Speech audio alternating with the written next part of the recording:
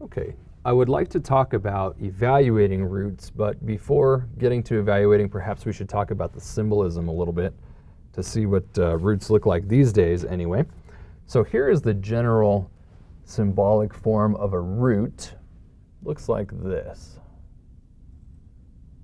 Okay, you see that or notice that as maybe a square root symbol, but it doesn't have to be a square root necessarily. So I'm going to put another little letter there. And on the inside, let me put an R. Well, maybe not. Let me just put an M. There. I'll put an M to match up with the letters that we had on the previous video, okay? Now, let me label these things just to give you some nomenclature. This guy here we call the index. And the index tells you whether you're talking about a square root or a cube root or a fourth root and so on and so forth. The thing on the outside that actually tells you you're taking a root, which kind of looks like an R, doesn't it? And I think historically it does come from the letter R. So this thing, it looks like a little R. This thing is the root symbol. It has another name. We call it the radical. Radical. This guy down here, we call the radicand. Okay. So let me give you an example of using this, using what we did before. Our first example on the previous video was looking at the area of a 3 by 3 square, which came out to 9. So using the root symbolism, if I want to find those side lengths that were squared, the side length squared that gave us that area, then I could do it like this. And what I'm saying is that I want to know the square root of 9. What was that thing that was squared to give me 9 is the question. So I'm going to say that this comes out to 3. Why?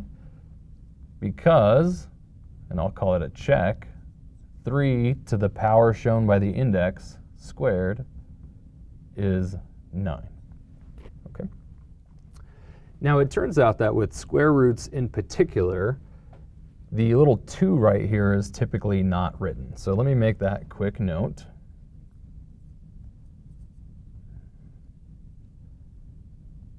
With square roots,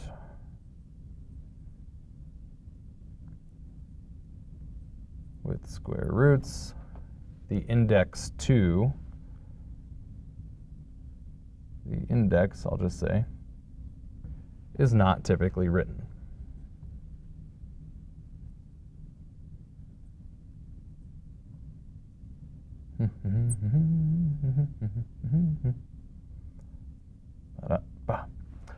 However, it is implied. So if I were to rewrite this, I could have written it like this without the 2, simply said the square root of 9, and if you don't see a number there, you're telling yourself this is a square root, and of course the result is the same, comes out to 3.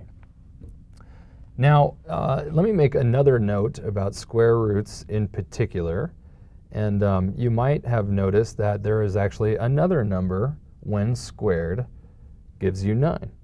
Okay, so this is kind of a weird thing. Notice the following. Notice. What if I had, in the parentheses, -3 quantity squared? That comes out to -3 times -3, which is also 9. So shouldn't the square root of 9 also be equal to -3? Shouldn't we have the case that the square root of 9 equals 2 things, one of those things being +3, the other one being -3? Well, yeah, I guess technically, but let me talk about these two values. In the case of the physical square that we were looking at earlier, where we had 3 inches by 3 inches, giving us 9 square inches. If you're considering a physical example, then the negative one doesn't make sense, of course, because you can't have a negative length. So we'd only use this one. Now, even mathematically, by convention, we use only the positive root. This one is called the principal root. Principal. As in like the first or the chief. The principal root. This one we can call the secondary root.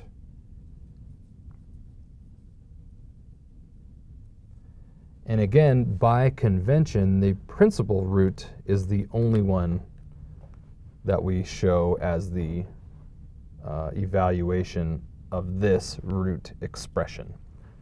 So let me just say that. By convention, we only use the principal root.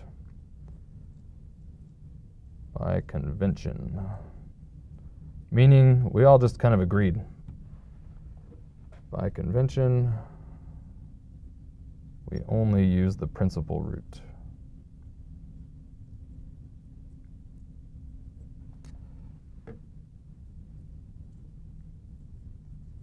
And this does actually help with our communication. And that's the point behind this convention.